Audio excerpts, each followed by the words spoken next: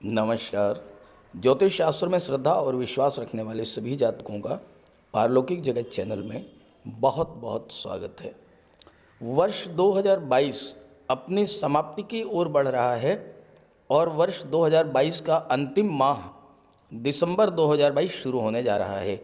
वर्ष 2022 में आपने बहुत कुछ पाया भी होगा और कुछ न कुछ खोया भी होगा। जीवन में बहुत सारे चैलेंजेस भी आए होंगे। बहुत सा समय ऐसा भी मिला होगा जब आपने सुकून महसूस किया होगा, लाइफ को एंजॉय भी किया होगा। नौकरी को लेकर, व्यापार व्यवसाय को लेकर, शादी ब्याह संतान को लेकर, धन को लेकर कभी तो आपके मन में चिंताएं बढ़ी होंगी और कभी आपने राहत महसूस की होगी। हो सकता है कभी कोई शुभ या अशुभ घटना भी अचानक से आपके जीवन में घटित हुई हो और ये इन सब के पीछे रहा है आपके कुंडली में ग्रहों का गोचर, साथ ही आपके जीवन में चल रही ग्रहों की दशा का प्रभाव। ज़्यादा विस्तार में तो चर्चा नहीं कर सकता, लेकिन इस वीडियो में पहले मैं आपको ये बताऊंगा कि वर्ष 2022 में कब कब ग्रहों का गोचर आपके लिए प्रतिकूल प्रभाव लेकर आया था और उस गोचर का आपके जीवन पर क्या प्रभाव पड़ा होगा। फिर हम चर्चा करेंगे दिसंबर माह में वर्ष 2022 जाते जाते आपको क्या कुछ देकर जाने वाला है। ये विश्लेषण आपकी चंद्र राशि के आधार पर किया जा रहा है और वीडियो के अंत में मैं आपको ग्रहों के उपाय भी बताऊंगा। तो चलिए वीडियो शुरू करते हैं। वर्ष 2022 की शुरुआत तो बहुत ही अच्छी हुई थी और ओवरऑल देखा जाए तो वर्ष 2022 पिछले वर्ष 2021 और 2020 से बेहतर रिजल्ट देकर गया है, लेकिन कुछ कालखंड ऐसे रहे जिनमें आपको विशेष कष्ट झेलना पड़ा होगा। तो मैं ये आपको कालपुरुष कुंडली के आधार पर समझाने का प्रयास कर रहा हूँ और अगर ऐसा आपके साथ हुआ हो तो ज़रूर कमेंट करके बताइएगा। सबसे महत्वपूर्ण घटना जो थी वो रही है शनि का राशि परिवर्तन। वर्ष 2022 एक ऐसा वर्ष रहा है जिसमें शनिदेव ने 2 बार राशि परिवर्तन किया। 29 अप्रैल को शनिदेव ने राशि परिवर्तन किया और राशि परिवर्तन करके कुंभ राशि में गोचर किया।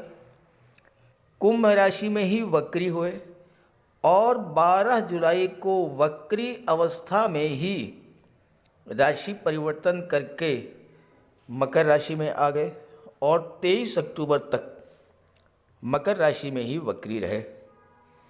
एक ऐसा ग्रह जो 2.5 वर्ष में एक बार राशि परिवर्तन करता है, अगर 2.5 माह में 2 बार राशि परिवर्तन करे, 29 अप्रैल को और 12 जुलाई को, तो स्वाभाविक है कि हर क्षेत्र में बहुत बड़ी उथल पुथल देखने को मिली होगी। खास करके व्यापार व्यवसाय के मामलों में विशेष उथल पुथल देखने को मिली होगी और वो राशियां जिनके जीवन में शनि की महादशा चल रही थी, धनु राशि, मकर राशि, कुंभ राशि, वो इससे विशेष प्रभावित हुए होंगे और सबसे ज़्यादा प्रभावित हुए होंगे मीन राशि के जातक जिनके जीवन में पहली बार 7.5 की शुरुआत हुई होगी। व्यापार व्यवसाय के क्षेत्र में इन 2.5 महीनों में उतार चढ़ाव तो देखने को मिला ही होगा। फाइनेंशियल क्राइसिस भी आई होगी, आर्थिक संकट से आप गुजरे होंगे, साथ ही साथ शनि जन्य रोगों से भी आपको पीड़ा झेलनी पड़ी होगी, जैसे कि जोड़ों में दर्द, घुटनों में दर्द, जॉइंट पेन, कमर दर्द, पिंडलियों में दर्द, इस तरह का कार्य, इस तरह की समस्याएं। दूसरी जो महत्वपूर्ण घटना घटित हुई वह घटित हुई 16 जुलाई को। 16 जुलाई से लेकर के और 17 अगस्त के बीच सूर्य का गोचर कर्क राशि में था और शनि का गोचर मकर राशि में था। शनि और सूर्य आमने सामने एक दूसरे से दृष्टि संबंध बना रहे थे। शनि वक्री भी थे और ज्योतिष शास्त्र में शनि और सूर्य का संबंध शत्रुवत संबंध माना जाता है। तो शत्रु की दृष्टि पड़ने से, शनि की दृष्टि पड़ने से सूर्य पीड़ित हुए और सूर्य की दृष्टि पड़ने से शनि पीड़ित हुए। सूर्य ग्रहों के राजा हैं। जब राजा ही पीड़ित हों तो क्या हुआ होगा? सूर्य पिता के कारक हैं तो पिता को कष्ट हुआ होगा। सूर्य शासन प्रशासन सरकारी नौकरी के कारक हैं तो वहाँ भी स्थितियाँ अनुकूल नहीं रही होंगी। वर्कलोड बढ़ा होगा, अधिकारियों का सहकर्मियों का सहयोग नहीं मिला होगा। प्रमोशन वेतन वृद्धि का मामला था तो उसमें भी रुकावट आई होगी। आपका कोई काम सरकारी अधिकारियों कर्मचारियों से था तो वह काम भी नहीं बना होगा, उसमें भी विघ्न बाधाएं आई होंगी। शिक्षा प्रतियोगिता के क्षेत्र में भी बाधाएं आई होंगी और नौकरी प्राप्ति के मामले में भी रुकावट आई होगी। हो सकता है कि आपका सब कुछ फाइनलाइज हो गया हो लेकिन नियुक्ति पत्र ना मिला हो।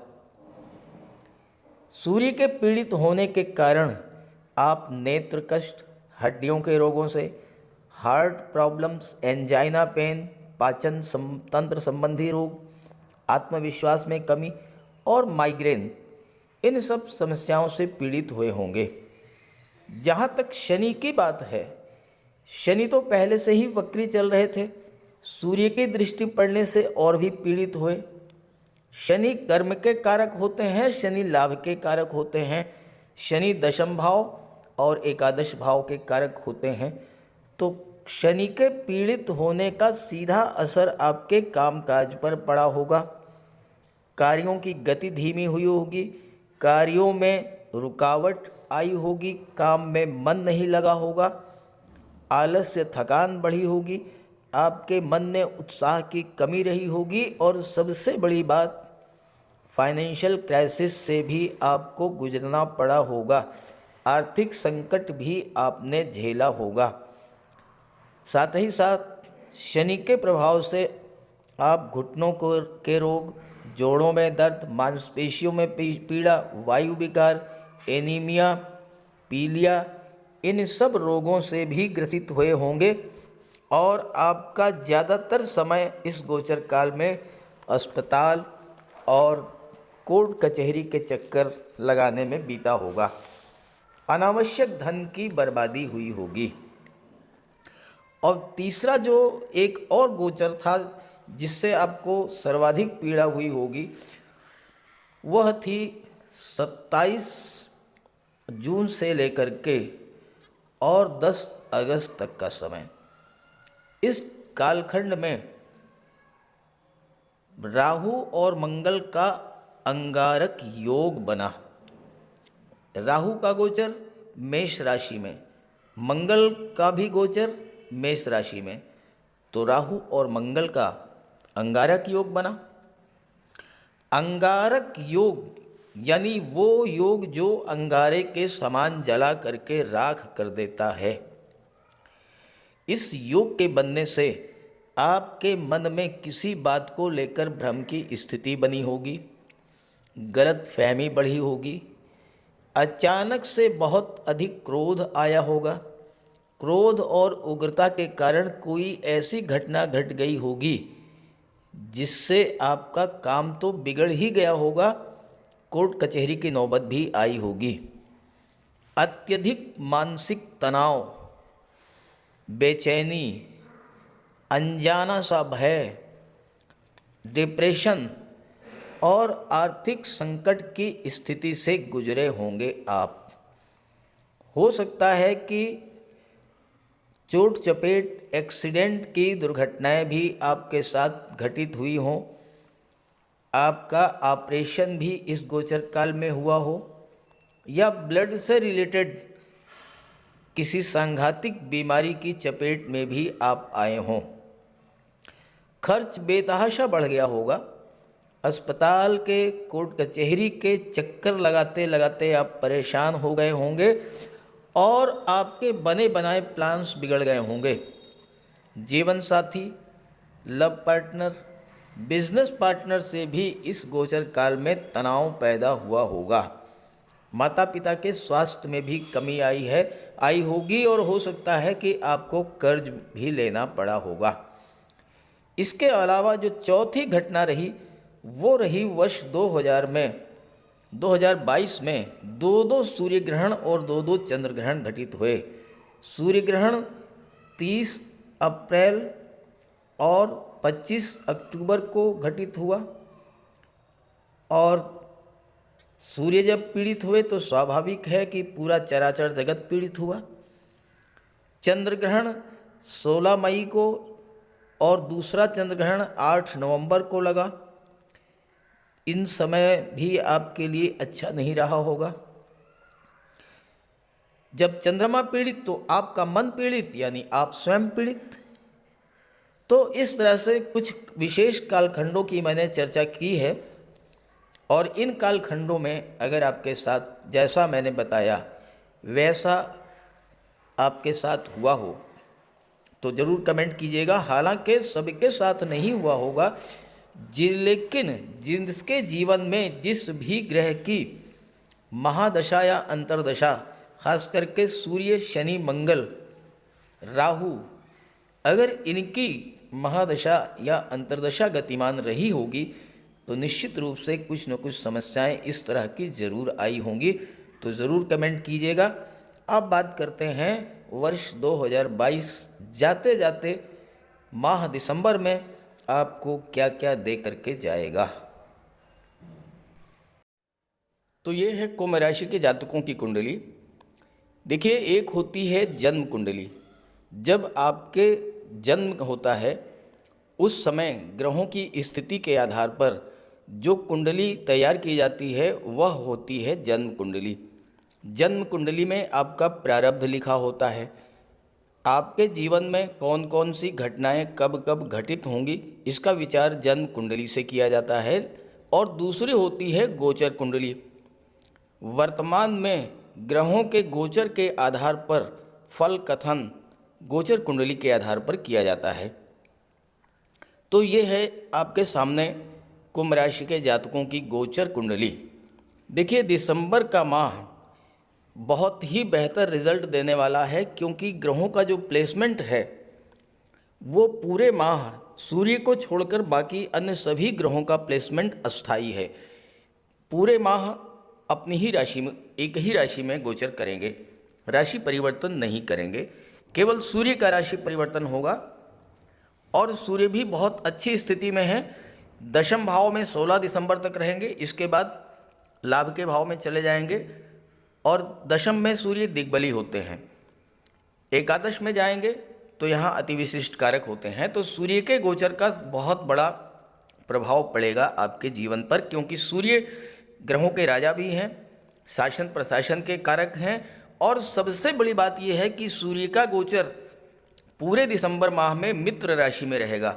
यहाँ पर मंगल की राशि में है और एकादश भाव में देवगुरु की राशि में है, अपने सेनापति की राशि में, अपने महामंत्री की राशि में जब सूर्य गोचर करेंगे तो आपको बहुत बड़ा अचीवमेंट, बहुत बड़ी उपलब्धि प्रदान करने वाले हैं दिसंबर में। राशि के स्वामी की बात की जाए तो शनिदेव कुंडली के 12वें भाव में गोचर कर रहे हैं, लेकिन अपनी ही राशि में। और आप पर 7.5 का प्रथम चरण भी गतिमान है। देवगुरु का गोचर धन के भाव में है, राहु पराक्रम भाव में है जहां पर राहु बहुत अच्छा रिजल्ट देते हैं। मंगल चतुर्थ भाव में, केतु भाग्य भाव में, शुक्र और बुध लाभ के भाव में गोचर करेंगे। शुक्र 5 दिसंबर को आ जाएंगे लाभ के भाव में, बुध 3 दिसंबर को आ जाएंगे लाभ के भाव में। और एक तरह से शुक्र और बुध पूरे दिसंबर माह में आपके कुंडली के लाभ के भाव में गोचर करेंगे। लाभ के भाव में शुक्र और बुध लक्ष्मी नारायण योग बनाएंगे जो कि बहुत ही शुभ और श्रेष्ठ योग है और वो लाभ के भाव में बन रहा है तो हर तरह का लाभ आपको प्राप्त होगा। साथ ही साथ देवगुरु धन के कारक हैं और धन भाव में ही गोचर कर रहे हैं। यहाँ पर कामधेनु योग बना रहे हैं। कामधेनु वह गाय जो आपकी मनोवांछित वस्तुओं को प्रदान करने में सक्षम है, यानी आपकी जो इच्छा होगी वो इच्छा पूरी होगी। और देवगुरु लाभ के स्वामी होकर के धन भाव में गोचर कर रहे हैं तो महाधनी योग भी बना रहे हैं। तो धन की दृष्टि से बहुत ही अच्छा है, क्योंकि देवगुरु सूर्य, शुक्र और बुध ये चारों ही ग्रह आपको धन की प्राप्ति कराएंगे। और राहु एकादश भाव पर राहु की नवम दृष्टि पड़ रही है और राहु अचानक से धन लाभ कराएंगे। तो ये तो है ग्रह स्थितियां। अब आइए एक एक बिंदु पर विस्तार से बात करते हैं। किसी भी जातक के जीवन में सबसे बड़ा प्रभाव उसके लग्न के स्वामी का होता है और आपके लग्न के स्वामी शनिदेव हैं। शनिदेव कुंडली के 12वें भाव में गोचर कर रहे हैं। अब सबसे महत्वपूर्ण बात यह है कि शनिदेव मार्गी हो चुके हैं, देवगुरु भी मार्गी हो चुके हैं और शनिदेव 12वें भाव में विपरीत राजयोग बना रहे हैं। देखिए, जब कुंडली के छठे, 8वें और 12वें भाव का स्वामी छठे, 8वें और 12वें में ही गोचर करे तो विपरीत राजयोग बनता है और विपरीत राजयोग बहुत ही श्रेष्ठ फल देने वाला होता है। दूसरी बात, शनि की दृष्टि सेकंड हाउस पर पड़ेगी और सेकंड हाउस में देवगुरु का गोचर है। देवगुरु दूसरे भाव में गोचर करते हुए शनि के अशुभ प्रभाव के 12वें भाव के अशुभ प्रभावों को रोकेंगे, शनि को कंट्रोल करेंगे, धन का संचय कराएंगे, परिवार की वृद्धि होगी और वाणी से लाभ दिलाएंगे। हालांकि 12वें भाव को ज्योतिष शास्त्र में अच्छा नहीं माना गया है, क्योंकि 12वां भाव व्यय का भाव होता है, अलगाव का होता है, दूरी का होता है, विदेश का होता है और शनि भी डिटैचमेंट और अलगाव के कारक हैं, कार्यों की गति को मंद करने वाले ग्रह हैं। लेकिन यही शनि जब 12वें भाव में विपरीत राजयोग बनाएंगे तो पहला प्रभाव तो यही होगा कि 12वें भाव के अशुभ प्रभाव को शुभ प्रभाव में बदल देंगे। शनि आपके लग्न के स्वामी हैं। लग्न से आपके व्यक्तित्व, आपकी कार्यशैली, आपके स्वभाव का विचार किया जाता है। तो शनि आपके व्यक्तित्व में बड़ा परिवर्तन लाएंगे। आपकी लापरवाही, टाल मटोल, उदासीनता, आलस्य की प्रवृत्ति में सुधार आएगा। आपकी कार्यशैली में सुधार आएगा, कर्मशीलता बढ़ेगी, आप अनुशासन और टाइम की पंक्चुअलिटी को अपने जीवन में लाएंगे। शनि मार्गी हो चुके हैं, आप भी अपने आप को अपडेट करें, नेगेटिव थॉट से अपने आप को बाहर निकालें, सोच को सकारात्मक रखें। और चूंकि विदेश भाव में शनि गोचर करते हुए धन के भाव पर दृष्टि डाल रहे हैं तो आपको विदेश से धन की प्राप्ति भी होगी। शनि की दृष्टि छठे भाव पर पड़ेगी और छठा भाव जो होता है वो नौकरी का होता है। ये दिसंबर का महीना जॉब की दृष्टि से, नौकरी की दृष्टि से बहुत ही श्रेष्ठ रहने वाला है, क्योंकि सूर्य भी दशम भाव में गोचर कर रहे हैं, जहाँ से आपके जॉब का, कैरियर का विचार किया जाता है। तो ऐसे समय में आपको इस मौके का पूरा फायदा उठा लेना चाहिए, क्योंकि सूर्य दशम में दिग्बली हैं, देवगुरु की नवम दृष्टि पड़ रही है और शनि की दृष्टि छठे भाव पर पड़ रही है, जहाँ से नौकरी का विचार किया जाता है। तो जॉब के लिए, नौकरी प्राप्त करने के लिए, छात्रों के लिए बहुत ही अच्छा रहेगा ये समय। और साथ ही साथ चूंकि बुध लाभ के भाव में गोचर कर रहे हैं, पंचम के स्वामी होकर के, तो छात्रों को तो सफलता मिलनी ही मिलनी है। शनि की दृष्टि छठे भाव पर पड़ने से शत्रु पराजित होंगे, शत्रु पहली बात तो होंगे ही नहीं। और चूंकि शनि की दृष्टि भी दशम पर पड़ेगी और भाग्य भाव में केतु हैं, तो अचानक से भाग्य का सपोर्ट मिलेगा और आपको जॉब मिल जाएगा। कार्य क्षेत्र में अभी तक जो गतिशीलता का अभाव था, कार्य क्षेत्र में जो मंदी की स्थिति बनी थी, वह भी दूर होगी। अब आइए बात करते हैं देवगुरु के प्रभाव के बारे में। देवगुरु धन के भाव में गोचर कर रहे हैं और लाभ के भाव के स्वामी हैं, तो आपको हर तरह का लाभ तो दिलाएंगे ही, धन का संचय भी इस गोचर काल में कराएंगे। एकादश भाव लाभ का होता है, आपकी इच्छाओं का होता है, आपके सपनों का होता है, और यहाँ पर शुक्र और बुध का गोचर है, तो आपकी कोई पुरानी इच्छा इस समय पूरी हो सकती है। संतान की प्राप्ति भी हो सकती है, विवाह भी आपका हो सकता है। सेकंड हाउस परिवार का होता है, तो आपके परिवार में वृद्धि होगी, और परिवार में वृद्धि किस रूप में होगी, या तो परिवार के किसी सदस्य का विवाह होगा या फिर संतान की प्राप्ति होगी।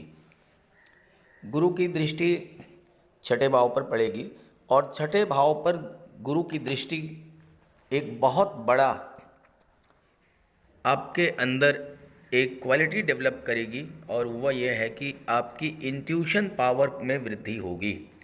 यानी भविष्य में कोई भी शुभ या अशुभ घटना अगर आपके जीवन में घटित होने वाली है, तो उसका आभास आपको पहले से हो जाएगा। छठे भाव में चूँकि शत्रु भाव होता है, लेकिन देवगुरु की दृष्टि पड़ रही है, आपको अपने शत्रुओं से भी लाभ होगा, ऐसी स्थिति आपके जीवन में बनेगी। छठा भाव नौकरी का होता है, सर्विस सेक्टर में जो लोग काम कर रहे हैं उनके लिए भी बहुत अच्छा रहेगा। साथ ही साथ जॉब की तो मैंने बात की ही कि जॉब मिलने के प्रबल योग हैं। देवगुरु की दृष्टि अष्टम पर पड़ेगी, और अष्टम भाव क्या होता है? अष्टम भाव होता है परिवर्तन का, ट्रांसफॉर्मेशन का। अष्टम भाव होता है गुप्त विद्याओं, गुप्त रहस्यों का, गुप्त धन का, आकस्मिक घटनाओं का। अब यहाँ पर देवगुरु की दृष्टि, पहला प्रभाव तो यही पड़ेगा कि यहाँ पर देवगुरु आपको दैवी सपोर्ट दिलाएंगे। देखिए, दो चीज़ें हैं, अष्टम भाव से ईश्वरीय सपोर्ट मिलता है, 12वां भाव धर्म और अध्यात्म का है, यहाँ पर शनि है, और शनि और गुरु में सम संबंध है।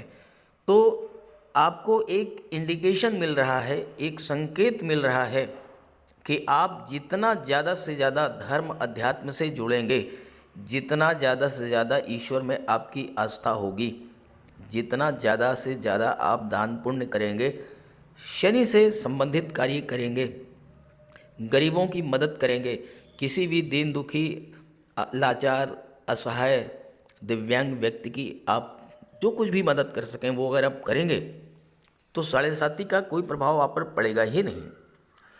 यहाँ पर देवगुरु की दृष्टि पड़ने से, और चूंकि देवगुरु की दृष्टि लाभ के भाव पर भी पड़ रही है, तो आपको लाभ होगा। किस तरह का लाभ होगा?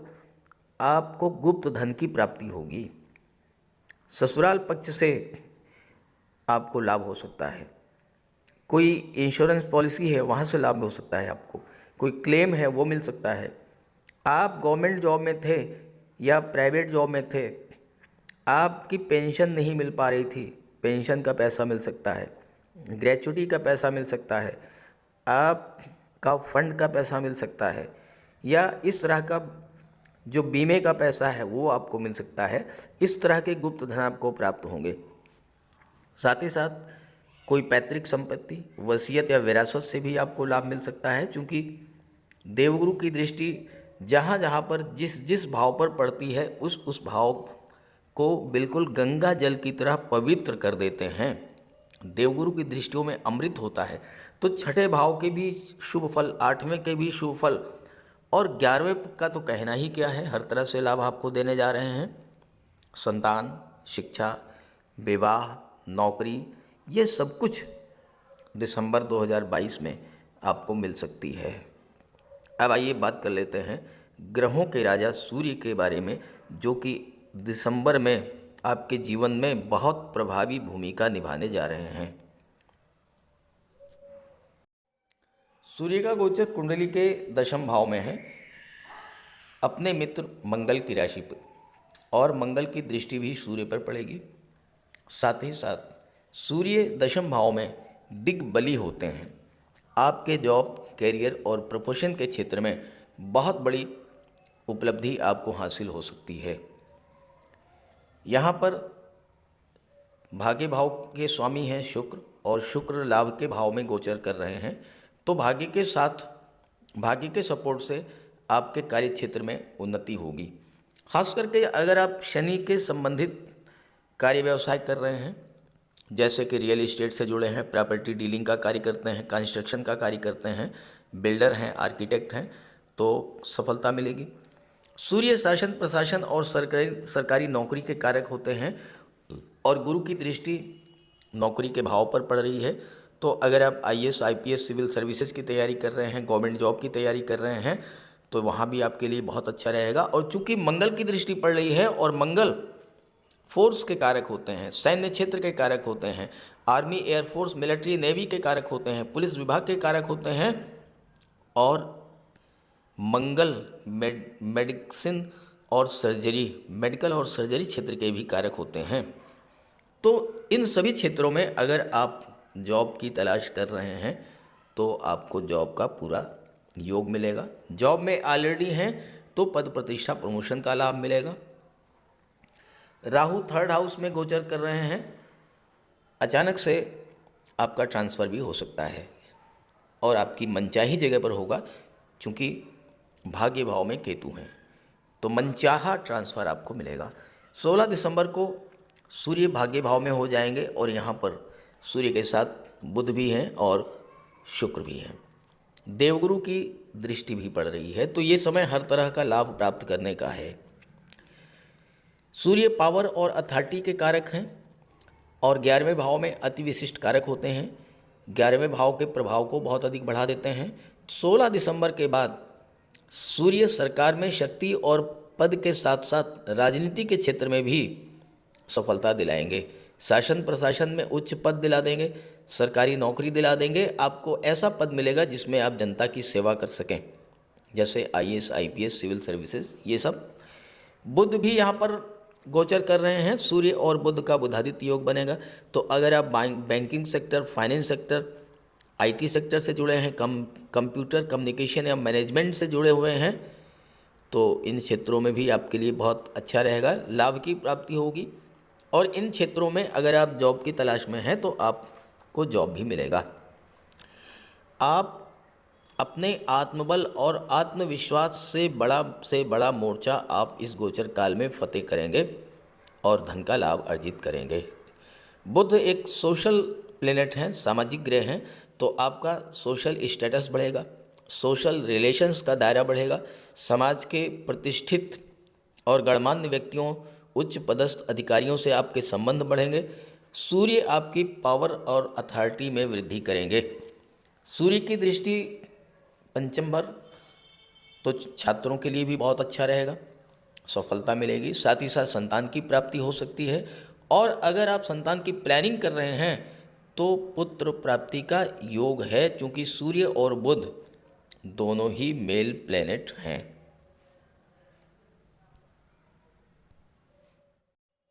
शुक्र और बुध पूरे दिसंबर माह में लक्ष्मी नारायण योग बनाएंगे। 11वां भाव आपके सपनों को, आपकी इच्छाओं को रिप्रेजेंट करता है, लाभ का भाव होता है। तो शुक्र यहाँ पर धन का लाभ तो कराएंगे ही, संतान का, विवाह का योग भी बनेगा। आप अपनी किसी अधूरी इच्छा को पूरी करने के लिए शुरुआत कर सकते हैं। शुक्र कला और सौंदर्य के कारक हैं, तो कला के क्षेत्रों से संगीत, नृत्य, अभिनय, नाटक, काव्य, लेखन, सोशल मीडिया, पत्रकारिता, इन सब क्षेत्रों से आप धन की प्राप्ति करेंगे। यहाँ पर शनि का गोचर 12वें भाव में है और शुक्र के प्रबल मित्र हैं शनि, तो आपको कला के क्षेत्रों में प्रदर्शन के लिए विदेश जाने का योग भी बनेगा। बलवान शुक्र के प्रभाव से आप अच्छे एक्टर, सिंगर, डांसर या म्यूजिशियन हो सकते हैं।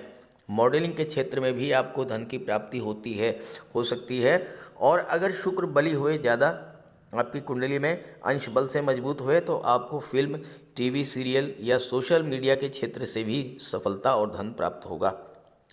बुध व्यापार के कारक हैं और शुक्र के साथ हैं, तो व्यापार के क्षेत्र में भी धन प्राप्त होगा। अगर आप शुक्र से संबंधित व्यापार करते हैं, जैसे कि रेडीमेड गारमेंट्स का है, फैशन डिज़ाइनिंग का है, ड्रेस डिज़ाइनिंग का है, महिलाओं के सौंदर्य प्रसाधन का है, या फिर फोटोशॉप है, बच्चों के खिलौने हैं, फन है, इन सब चीज़ों के साथ ही साथ सुख सुविधा के साधनों को बढ़ाने वाले साधनों का व्यापार का आप करते हैं, जैसे कि टीवी है, एलईडी है, फ्रिज है, डिज़ाइनर फर्नीचर्स हैं, तो इन सब क्षेत्रों से भी आपको धन मिलेगा। और साथ ही साथ अगर आप कंफर्ट और लग्जरी, चूँकि शुक्र लग्जरी के कारक हैं, तो अगर आप कंफर्ट और लग्जरी के साधनों जैसे होटल है, रेस्टोरेंट है, फन पार्क है, शॉपिंग मॉल है, इन सब क्षेत्रों से जुड़े हुए हैं, तो यहाँ पर शुक्र और बुध का लक्ष्मी नारायण योग आपके व्यापार को उच्च स्तर पर ले जाएगा और साथ ही साथ आपको धन की प्राप्ति भी होगी। ज्योतिष शास्त्र का एक सिद्धांत है कि अगर त्रिषडाय भाव के स्वामी यानी तीसरे, छठे और 11वें भाव के स्वामी किसी ग्रह के साथ युति बनाकर बैठें तो उस ग्रह के प्रभाव को कम कर देते हैं। अब यहाँ देखिए, मंगल त्रिषडाय भाव, तीसरा भाव, इसके स्वामी है और चतुर्थ भाव में बैठे हैं। हालांकि मंगल अकेले बैठे हैं, लेकिन चूंकि त्रिषडाय भाव के स्वामी हैं इसलिए चतुर्थ भाव के प्रभाव को कम करेंगे। तो चतुर्थ भाव क्या है? चतुर्थ भाव है भौतिक सुखों का, मानसिक सुखों का। मंगल हैं क्रोध और उग्रता के। तो यहाँ पर मंगल के कारण आपको भौतिक सुख साधन तो मिलेंगे, ज़मीन जायदाद, प्रॉपर्टी, वाहन, ये सब तो आप क्रय कर सकेंगे, लेकिन मानसिक शांति में कमी आएगी। परिवार में आपके क्रोध और उग्रता के कारण थोड़ा बहुत तनाव की स्थिति बनेगी, इसलिए आप मंगल का विशेष उपाय जरूर करें। क्योंकि मंगल की दृष्टि सप्तम पर पड़ेगी, तो सप्तम भाव में भी अगर आपने वाणी पर नियंत्रण नहीं रखा तो पति पत्नी के बीच विवाद की स्थिति बन सकती है। और चूंकि राहु की भी दृष्टि पड़ेगी सप्तम भाव पर, राहु क्या करते हैं, किसी भी चीज़ को बहुत अधिक बढ़ा देते हैं। तो अगर आप व्यापार कर रहे हैं तो विस्तार का बहुत अच्छा समय है। व्यापार को आप जितना अधिक बढ़ाएंगे उतना अधिक आपको लाभ होगा। लेकिन राहु मंगल के क्रोध को, अपने घर में कोई छोटी छोटी बात हो गई या बिजनेस पार्टनर से छोटी सी बात हुई, राहु उसको बहुत अधिक बढ़ा देंगे। तो इन चीज़ों से आपको बचना है। मंगल का विशेष उपाय करते रहें तो आपको किसी प्रकार की दिक्कत नहीं आएगी। तो चलिए बात कर लेते हैं ग्रहों के उपायों पर। किसी भी जातक की कुंडली में बनने वाले राजयोगों का संपूर्ण लाभ उसे तब मिल पाता है जब राजयोग बनाने वाले ग्रह कुंडली में मजबूत स्थिति में हों। और ज्योतिष शास्त्र में ग्रहों को बल प्रदान करने के लिए उपायों की व्यवस्था की गई है। तो अगर आपकी जन्म कुंडली में राजयोग बनाने वाले ग्रह कमज़ोर स्थिति में हैं, अंश बल से कमज़ोर हैं, तो ग्रहों का उपाय ज़रूर कीजिए। इससे ग्रहों को बल प्राप्त होगा और आपको राजयोग का संपूर्ण लाभ प्राप्त हो पाएगा। सबसे पहले मंगल की बात करते हैं। इसके लिए बजरंगबली की उपासना कीजिए, हनुमान जी की आराधना कीजिए, हनुमान चालीसा का पाठ कीजिए, हनुमान जी के मंदिर में जाकर के उनके चरणों में बैठिए और उनके चरणों का सिंदूर अपने मस्तक पर धारण कीजिए। मंगलवार के दिन स्नान के बाद लाल वस्त्र धारण कीजिए, मंगलवार का व्रत रखिए। हनुमान जी को सिंदूर में चमेली का तेल चढ़ाकर, तेल मिला करके अर्पित करें। हनुमान जी को चोला चढ़ाएं और मूंगा धारण कर सकते हैं, लेकिन किसी योग्य ज्योतिषी से परामर्श लेकर। और मंगलवार के दिन लाल वस्त्र, गेहूँ, गुड़ और तांबे का दान करने से भी मंगल को बल प्राप्त होता है। जहाँ तक देवगुरु की बात है, देवगुरु बृहस्पति को प्रसन्न करने के लिए गुरुवार का व्रत रखिए। 5 गुरुवार, 11 या 43 गुरुवार का व्रत रखें। घर में केले का एक वृक्ष लगा लें और उसकी सेवा करें। स्नान करते समय पानी में हल्दी या केसर मिलाकर स्नान करें और हल्दी या केसर का तिलक लगाएं। भूल करके भी गुरु, साधु, संतों का, माता पिता का अपमान ना करें। माता पिता, गुरु और वृद्धों का सम्मान करें, उनकी सेवा करें और उनका आशीर्वाद प्राप्त करें। तोते को चने की दाल खिलाएं, इससे बुध और गुरु दोनों प्रसन्न होते हैं। पुखराज भी धारण कर सकते हैं गुरुवार के दिन, लेकिन योग्य ज्योतिषी का परामर्श लेकर ही कोई रत्न धारण करें। ज़्यादा बेहतर ये है कि हल्दी की एक गांठ पीले वस्त्र में बांधकर अपने बाजू में बांध लीजिए और पीले रंग के वस्त्रों का ज़्यादा प्रयोग कीजिए। चादर, तकिए, गिलाफ ये सब पीले रंग के रखिए, पर्दे। शुक्र को बल प्राप्त हो, इसके लिए माता लक्ष्मी की उपासना कीजिए और 21 या 31 शुक्रवार को व्रत रखें। शुक्रवार के दिन सफ़ेद रंग के वस्त्र, चीनी, चावल, दूध और दही, घी से बने पदार्थों का सेवन करें। और शुक्रवार के दिन सफ़ेद वस्त्र, चावल, चीनी, घी, श्रृंगार सामग्री, कपूर, मिश्री और दही, इन सब चीज़ों का यथाशक्ति दान करें। डायमंड धारण कर सकते हैं, लेकिन हीरा धारण करने से पहले योग्य ज्योतिषी का परामर्श ले लें। महिलाओं का सम्मान करें। शुक्रवार के दिन कन्याओं को खीर और मिष्ठान का भोजन कराएं। इत्र का प्रयोग करें। घर को साफ सुथरा रखें और भगवान शिव को श्वेत पुष्प अर्पित करें।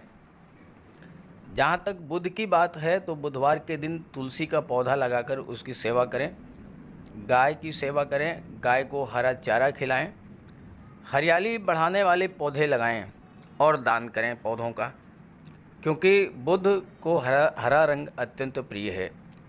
बुधवार को घर के मेन डोर पर पंच पल्लव का तोरण लगा दें और किन्नर को दान देकर उसका आशीर्वाद प्राप्त करें। देवी दुर्गा के मंदिर में हरे रंग की चूड़ियाँ दान करें। गणेश जी की उपासना करें और साबुत हरी मूंग हरे कपड़े में बांधकर अर्पित करें। बुधवार के दिन हरे रंग के रुमाल, मोजे और टाई का प्रयोग करें। ओम बुम बुधाय नमः इसका एक माला जाप करें। पन्ना धारण कर सकते हैं, लेकिन परामर्श के बाद किसी योग्य ज्योतिषी से। और ना तो झूठ बोलें और ना ही किसी को अपशब्द कहें। जहाँ तक शनिदेव की बात है तो कम से कम 19 और ज़्यादा से ज़्यादा 51 शनिवार का व्रत रखें। पीपल के वृक्ष के नीचे सरसों के तेल का दीपक जलाएं शनिवार के दिन। शनिवार के दिन एक प्याले में, एक कटोरी में सरसों का तेल लेकर के उसमें अपना चेहरा देखिए और फिर उस तेल को दान कर दीजिए। उड़द से बनी पंजीरी, पकौड़ा, चीला, बड़ा, इन सब का सेवन करिए। सरसों के तेल में बने भोज्य पदार्थों का सेवन कीजिए।